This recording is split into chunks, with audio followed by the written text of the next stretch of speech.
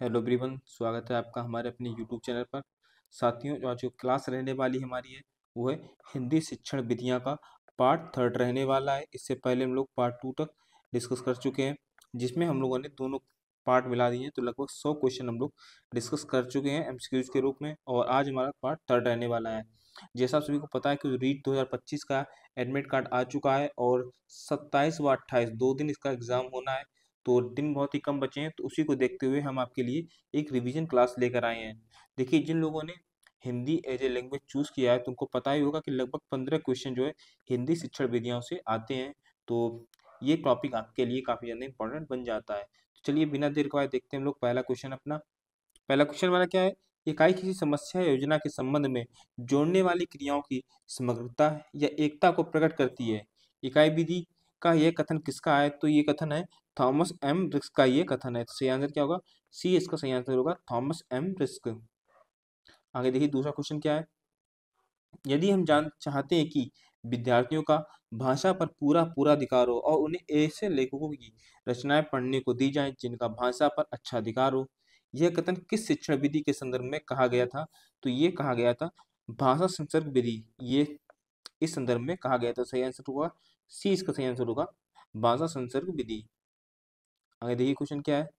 द्विभाषी पद्धति का क्षेत्र नहीं है, यानी जहाँ पे दो भाषा का क्षेत्र, एक दो भाषा नहीं बोली जा सकती हैं, तो सम्मेलन में गोष्ठियां हैं।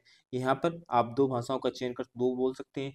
एक आपकी मातृभाषा, चाहे वो आप हिंदी भाषी हो, चाहे वो तमिल भाषी हो, इसके अलावा आप इंग्लिश के कुछ शब्द जोड़ सकते हैं। तो वहाँ पे दो भाषी हो जाती है। अनुवाद शिक्षण में भी आप ऐसा नहीं कर सकते हैं, दो भाषाएं वहाँ होती हैं अनुवाद के लिए। लेकिन प्राथमिक कक्षाएं जो होती हैं, जब बच्चा शुरुआत में ही होता है तो उसको मातृभाषा में पढ़ाया जाता है। तो यहाँ पे केवल एक भाषा होती है। विदेशी भाषा में भी दो भाषाओं आपको पढ़ना होता है, एक जिसका आप पढ़ रहे हैं और एक आपकी मातृभाषा में। तो सही आंसर क्या होगा? सी इसका सही आंसर हो जाएगा, प्राथमिक कक्षा है। यहाँ केवल मातृभाषा का चयन होता है, मातृभाषा में पढ़ाई होती है। आगे देखिए, समवाय प्रणाली में शिक्षण होता है तो कैसा होता है? सभी विषयों पर समाके संकेत करना, ये भी आपका गलत है।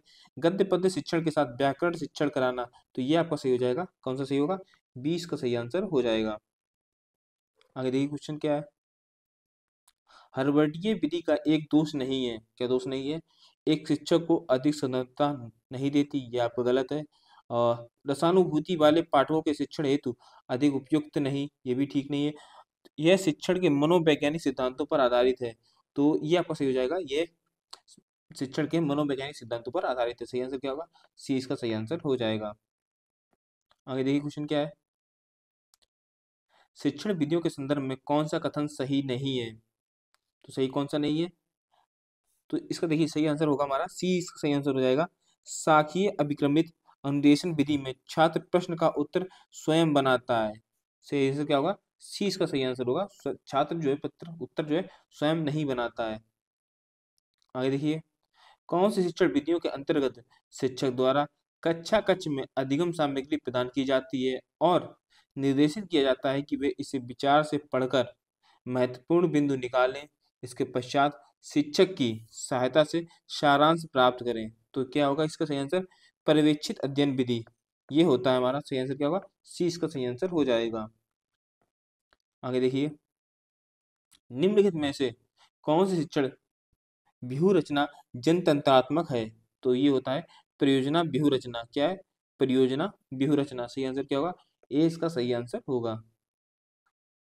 आगे देखिए, निम्नलिखित में से कौन सी जोड़ी सही ढंग से मेल नहीं खाती है? सही ढंग से मेल नहीं खाती, तो इसका सही आंसर होगा हमारा शैक्षिक उद्देश्यों का वर्गीकरण किसके द्वारा?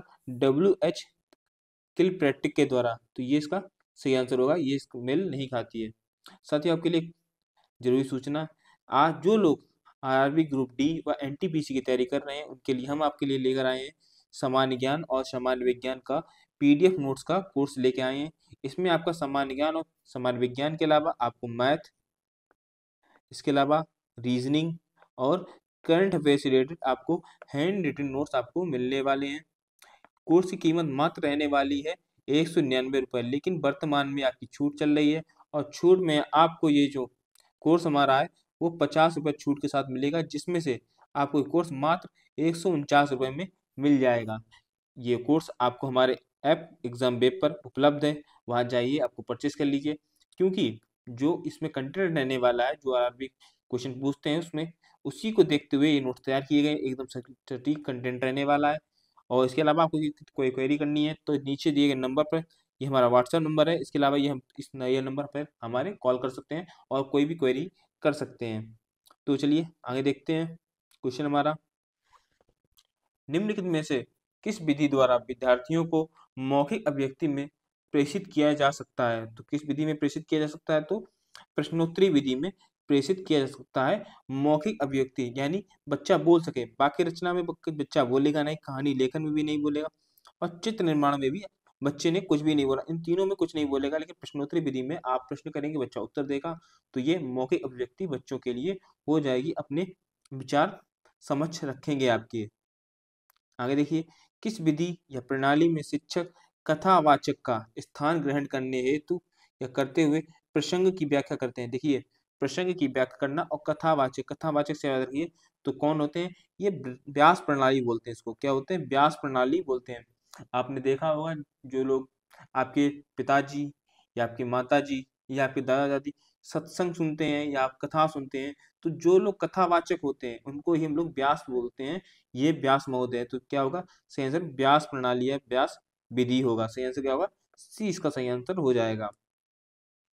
आगे देखिए क्वेश्चन क्या है, खंडान्वय प्रणाली में भावों का स्पष्टीकरण किया जाता है, तो प्रश्नोत्तर द्वारा किया जाता है। किसके द्वारा?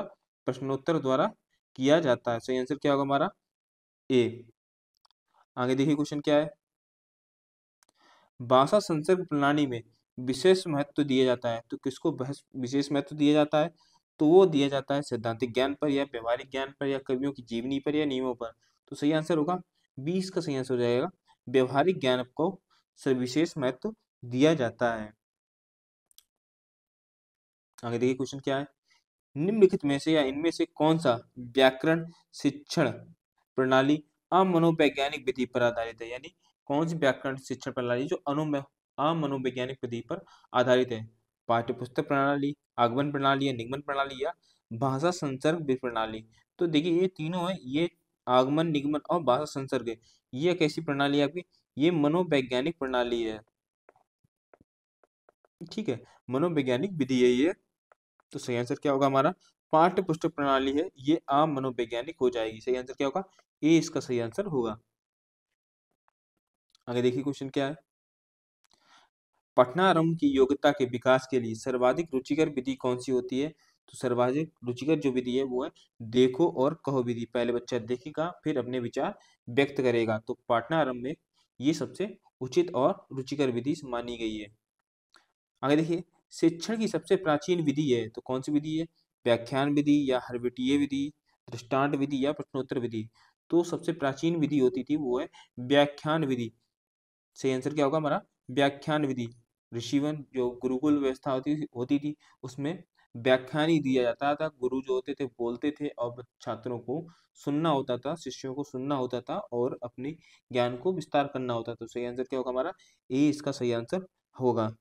आगे देखिए क्वेश्चन क्या है, किस विधि में छात्र विशिष्ट से सामान्य की ओर अग्रसर होते हैं? विशिष्ट से सामान्य की ओर, तो वो होता है आगमन विधि। क्या है?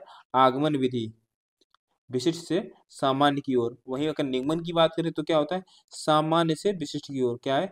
सामान्य से विशिष्ट की ओर, ये हमारा निगमन विधि हो जाएगी। तो सही आंसर क्या होगा हमारा? सी इसका सही आंसर रहने वाला है, आगमन विधि, विशिष्ट से सामान्य की ओर। आगे देखिए, रसास्वादन विधि का प्रयोग सर्वाधिक उपयोगी है, तो किसमें सर्वाधिक उपयोगी है? प्राथमिक स्तर पर, माध्यमिक स्तर पर, उच्च स्तर पर या सभी? तो सही आंसर हमारा रहने वाला है वो है प्राथमिक स्तर पर सर्वाधिक उपयोगी है। प्राथमिक स्तर पर सर्वाधिक उपयोगी है। सही आंसर क्या होगा? ए इसका सही आंसर हो जाएगा। आगे देखिए क्वेश्चन क्या है, रसास्वादन विधि द्वारा आधारित है, जो रसास्वादन विधि है किस पर आधारित है? अर्थ पर, भाव पर, कला पर या रस पर? तो रस पर आधारित है। किस पे आधारित है? रस पर आधारित है। आगे देखिए क्वेश्चन क्या है, भाषा शिक्षण में वाचन से पूर्व लेखन की शिक्षा का प्रतिपादन किया है, तो किसने प्रतिपादन किया था?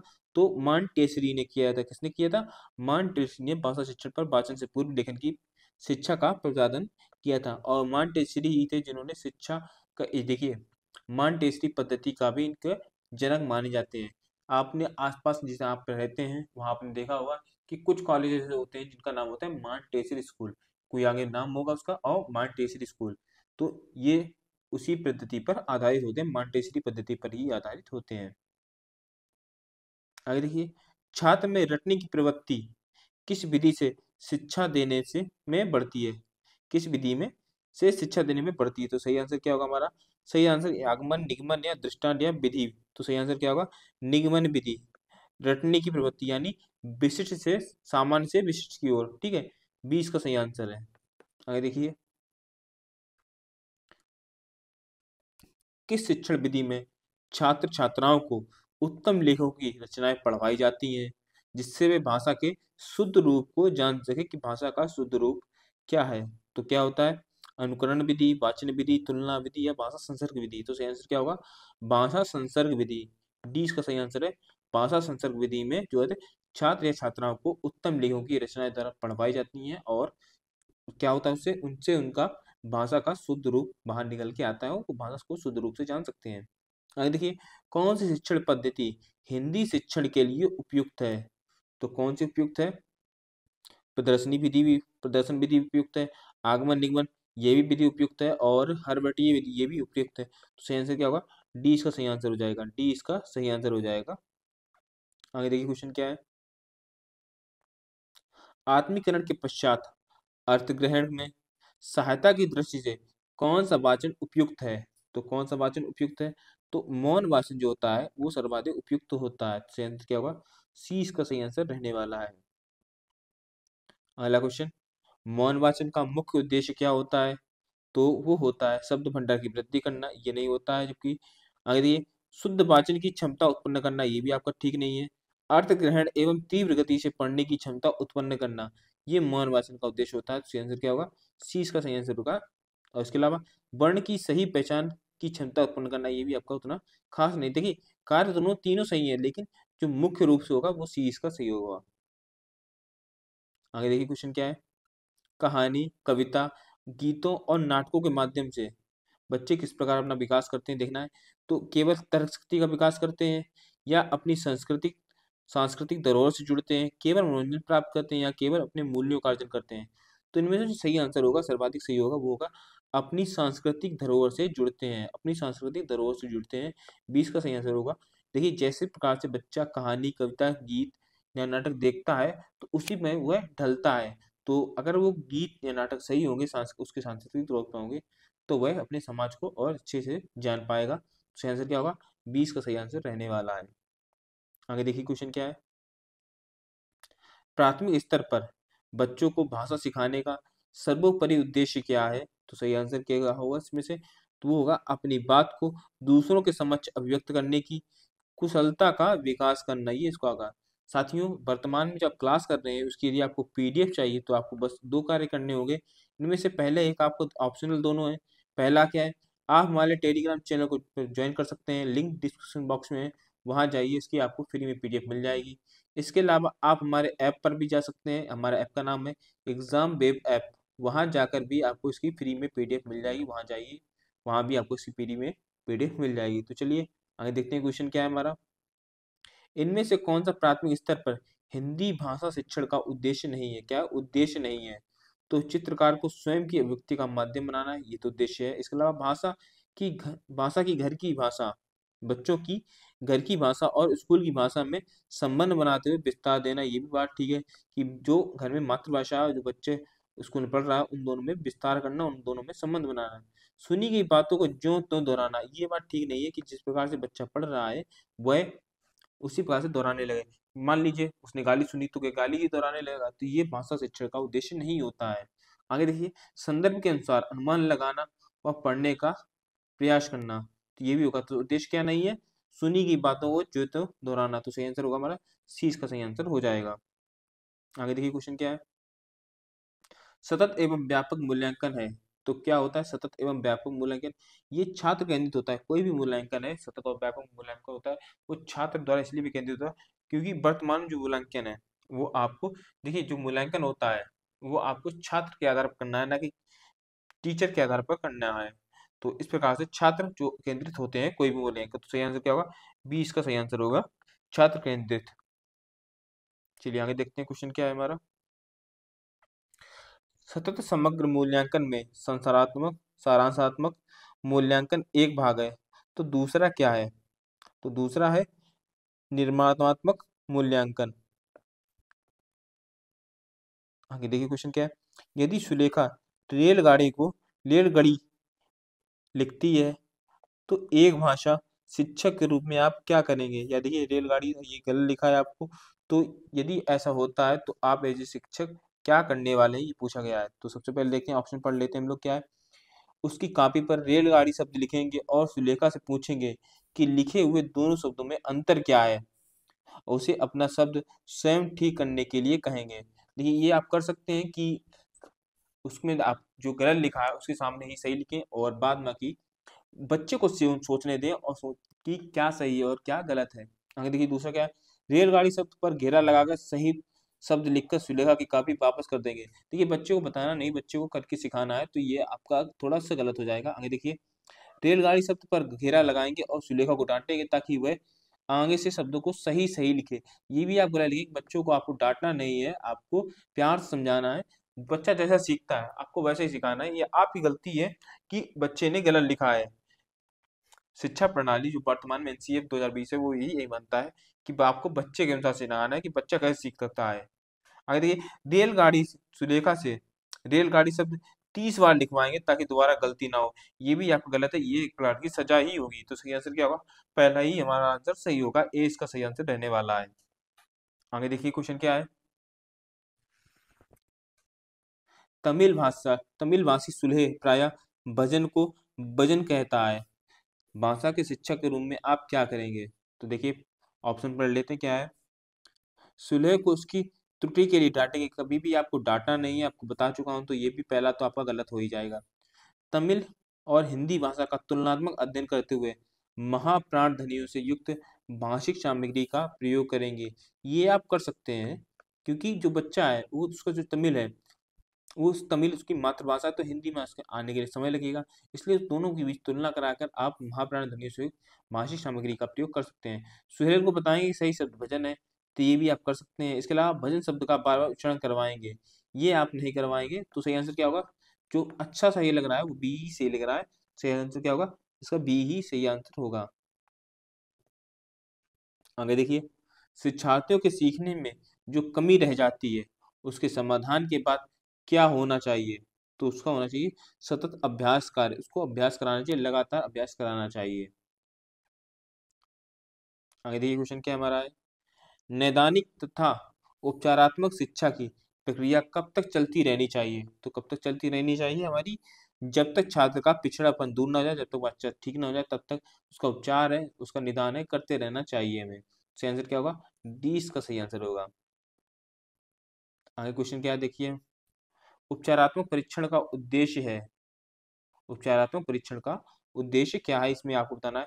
छात्र की अभिव्यक्ति का सुधार करना, या छात्र को की भाषा संबंधी क्षमता का मूल्यांकन करना, छात्र की कमजोरियों का पता लगाकर उसमें सुधार लाना। ये आप कर सकते हैं। उपचारात्मक या निदानात्मक, उपचारात्मक का अर्थ ही होता है निदानात्मक, और निदान का मतलब जो समस्या आई है उसको निदान करना, उसको सॉल्व करना। तो छात्र की कमजोरी है, इसकी समस्या है, उसको आपको सॉल्व करना है। तो सही आंसर क्या होगा? सी ही इसका सही आंसर होगा। आगे देखिए उपचारात्मक परीक्षण करने की आवश्यकता है, तो क्या आवश्यकता होती है, क्यों आवश्यकता होती है? तो छात्रों की कमजोरी का पता लगाने के लिए इसकी आवश्यकता होती है। ठीक है, अभी हम लोग क्वेश्चन कर भी चुके हैं, तो सही आंसर क्या होगा इसका? बी इसका सही आंसर होगा। आगे देखिए उपचारात्मक शिक्षण की आवश्यकता होती है। उपचारात्मक शिक्षण की आवश्यकता क्या होती है? तो दृष्टि दोष वाले बालकों के लिए, कक्षा स्तर अनुकूलित प्रगति ना करने वाले बालकों के लिए, आदिवासी बालकों के लिए, या सृजनशील बालकों के लिए। तो किसके लिए होती है? तो वह होती है कक्षा स्तर पर अनुकूल प्रगति ना करने वाले बालकों के लिए होती है। सही आंसर क्या होगा? बी इसका सही आंसर रहने वाला है। आगे देखिए क्वेश्चन क्या है। शैक्षणिक निदान का प्रयोजन होता है, तो किस प्रकार का प्रयोजन होता है ये? तो बालकों की उपलब्धि का परीक्षण कराना, या उपचारित शिक्षण कराना, बालकों की शारीरिक कमियों की जानकारी प्राप्त करना, या उपयुक्त सभी, तो सही आंसर क्या रहेगा इसका? उपचारिक शिक्षण कराना। क्या? उपचारिक शिक्षण कराना। आगे देखिए क्वेश्चन, उपचारात्मक शिक्षण द्वारा, उपचारात्मक शिक्षण द्वारा, निदात्मक शिक्षण द्वारा क्या होता है? तो अध्यापकों की कमी का उपचार करते हैं? बिल्कुल नहीं, छात्रों का उपचार किया जाता है। घायलों, छात्रों के घायल होने का उपचार करते हैं। ये छात्र कोई घायल नहीं हुए हैं, जो उपचारात्मक यानी बच्चे के अंदर जो समस्या उत्पन्न हुई उसका हमें उपचार करना है, ना कि बच्चा स्वयं घायल हुआ है। छात्रों की कमजोरियों को निदान करना और उसे दूर करने हेतु शिक्षण करते हैं, तो सही आंसर यही हो जाएगा हमारा, सी इसका सही आंसर रहने वाला है। आगे देखिए, पुनः मैं आपको बताना चाहूंगा, इसकी यदि आपको पीडीएफ चाहिए तो आप हमारे टेलीग्राम चैनल को ज्वाइन कर सकते हैं। लिंक डिस्क्रिप्शन बॉक्स में है, वहाँ आपको इसकी पीडीएफ फ्री में मिल जाएगी। इसके अलावा आप हमारे ऐप पर भी जा सकते हैं, एग्जाम वेब ऐप, वहाँ भी आपको इसकी पीडीएफ फ्री में मिल जाएगी। तो चलिए आगे देखते हैं क्वेश्चन क्या है। उच्चारण सुधारने का कार्य किन कक्षाओं में करना चाहिए? तो किन कक्षाओं में करना चाहिए? प्रारंभिक कक्षा में ही आपको सुधार करने देना चाहिए, क्योंकि यदि बच्चा शुरुआत में गलत बोलता है और आगे जीवन में भी वो गलत बोलता ही रहेगा, क्योंकि आप सुधार नहीं करेंगे। क्योंकि जो बच्चे का विकास है वो 6 साल तक लगभग 85% हो जाता है। उस 85% में अगर वो गलत शब्द आ गया तो वह आगे भी जीवन में बना रहेगा। तो इसलिए हमें प्रारंभिक अवस्था में ही उच्चारण सुधार करने की कक्षाएं लगानी चाहिए। आगे देखिए क्वेश्चन क्या है। हिंदी भाषा शिक्षण में नैदानिक जांच की किन किन भाषा कौशलों में छात्रों की गलतियों की पहचान हेतु किया जाता है? तो किसी द्वारा किया जाता है? सुनने द्वारा भी किया जाता है, बोलना है लिखना इसके द्वारा भी किया जाता है, पढ़ने के अलावा भी किया जाता है। तो उपयुक्त तो सभी, सही आंसर क्या होगा? डी इसका सही आंसर हो जाएगा। आगे देखिए, छात्र की भाषा शिक्षण में कमजोरी के कारणों या अधिगम की कठिनाइयों के कारणों की जानकारी किसके माध्यम से होती है? तो देखिए, कमजोरी बताई गई है यहाँ पे, तो उपचारात्मक, निष्पत्ति, निदानात्मक या उपयुक्त सभी। तो सही आंसर क्या होगा रहने वाला हमारा? इसका डी इसका सही आंसर हो जाएगा। उपचारात्मक, निष्पत्ति और निदानात्मक सी इसका, तो सही आंसर होगा डी इसका सही आंसर हो जाएगा। तीनों ही सही होते हैं इसके लिए। निम्नलिखित में से सही क्रम क्या है? तो सही क्रम इसमें से होगा, निष्पत्ति परीक्षण करना है, इसके बाद निदात्मक, इसके बाद उपचारात्मक। ये इसका सही आंसर है। पहले निष्पत्ति करना, जो समस्या है उसकी निष्पत्ति करना, इसके बाद निदान करना और उसके बाद उपचार करना। तो सही आंसर क्या होगा? डी इसका सही आंसर हो जाएगा। आगे देखिए क्वेश्चन क्या है।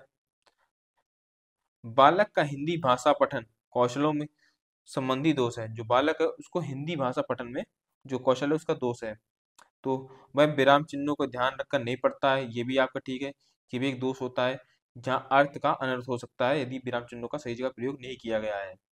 आगे, वह पढ़ते समय उचित स्वराघात का प्रयोग नहीं करता है। ये भी आपका होगा, यदि उचित स्वराघात का प्रयोग नहीं करता है उसका भी अर्थ नहीं सही से निकल के सामने आएगा। आगे, वह शब्द या कभी कभी वाक्यांशों को दोहराता है। ये भी आपका गलत हो जाएगा। तो सही आंसर क्या होगा? डी इसका सही आंसर होगा। तीनों ही सही है। आगे देखिए क्या है। प्राथमिक स्तर की शिक्षा में संप्रेषण का माध्यम क्या होना चाहिए? क्योंकि इसी भाषा में से ही बच्चे का मस्तिष्क है सबसे पहले क्रियाशील होता है। तो मातृभाषा, मातृभाषा जो है यहाँ होनी चाहिए, क्योंकि दिमाग के अंदर जो क्या आता है मस्तिष्क के अंदर, वो बच्चा मातृभाषा से ही अपने आप से बात कर सकता है। तो उस प्रकार से वही ज्यादा क्रियाशील होता है। तो सही आंसर क्या होगा? ए इसका सही आंसर हो जाएगा। आगे देखिए क्या क्वेश्चन।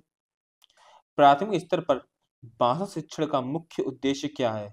तो इसका उद्देश्य होता है दूसरों की बातों को धैर्य से सुनना और सुनी गई बातों पर टिप्पणी देना। ये होता है प्राथमिक स्तर। तो सही आंसर क्या होगा? 20 का सही आंसर होगा। आगे, उच्च प्राथमिक स्तर पर भाषा शिक्षण का सर्वोपरि उद्देश्य क्या है? तो सर्वोपरि उद्देश्य होता है निजी अनुभवों के आधार पर भाषा का सृजनशील इस्तेमाल करना, क्योंकि आप जैसा सीखे हैं उसको और भाषा को बेहतर बना सकें। तो सही आंसर क्या होगा? 20 का सही आंसर हो जाएगा। आगे देखिए, उच्च प्राथमिक स्तर पर कौन सा भाषा नहीं है? तो कौन सा भाषा नहीं है? मुहावरों, लोकोक्तियों और कहावतों का सुनिश्चित प्रयोग करने की प्रवृत्ति का विकास करना, ये तो नहीं, ये होता है। कठिन शब्दों के अर्थ पूछना, ये आपका नहीं होता प्राथमिक स्तर पर। कठिन शब्दों के अर्थ पूछना, निजी अनुभवों के आधार पर भाषा को सृजनशील बनाना, ये आप कर सकते हैं। भाषा के सौंदर्य को समझने के लिए क्षमता का विकास करना, ये भी सही है। सही आंसर क्या होगा? 20 का सही आंसर हो जाएगा कि कठिन शब्दों का आपको अर्थ नहीं पूछना है उच्च प्राथमिक स्तर पर। आगे देखिए क्या है। स्वाभाविक अभिव्यक्ति कल्पनाशीलता, कौशल और सोच को विकसित करता है। तो कौन विकसित करता है? तो भाषा शिक्षण का ये एक महत्वपूर्ण उद्देश्य है, इसको विकसित करता है। सही आंसर क्या होगा? सही इसका 20 का सही आंसर हो जाएगा। आगे देखिए क्या है, लास्ट क्वेश्चन आज का हमारा है, उसने पढ़ा उसने खाया और उसने चीखा जैसे भाषा प्रयोग दर्शाते हैं। तो इसके उत्तर बनाने से पहले मैं आपको पुनः बताना चाहूँगा, आरआरबी ग्रुप डी व एनटीपीसी वालों के लिए जिन्होंने फार्म भर दिया है, जो लोग तैयारी करनी है, उनके लिए हम आपके लिए लेकर आए हैं कि सामान्य ज्ञान और सामान्य विज्ञान, इसके अलावा आपको मैथ, रीजनिंग और करंट अफेयर से रिलेटेड हैंड रिटन नोट्स आपको मिलने वाले हैं इस हमारे कोर्स में।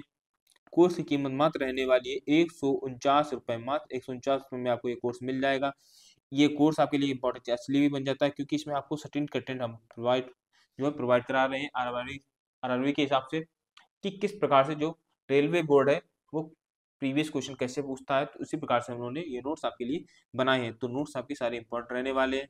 तो इसको आपको परचेज करना है तो आप हमारे ऐप एग्जाम वेब ऐप इसको डाउनलोड कर लीजिए, वहाँ आपको उसका ऐप जो कोर्स है वो मिल जाएगा। इसके अलावा आपको यदि कोई क्वेरी करनी है तो ये व्हाट्सएप नंबर दिया गया है, इसके अलावा ये हमारा मोबाइल नंबर है, इस पर भी आप संपर्क कर सकते हैं।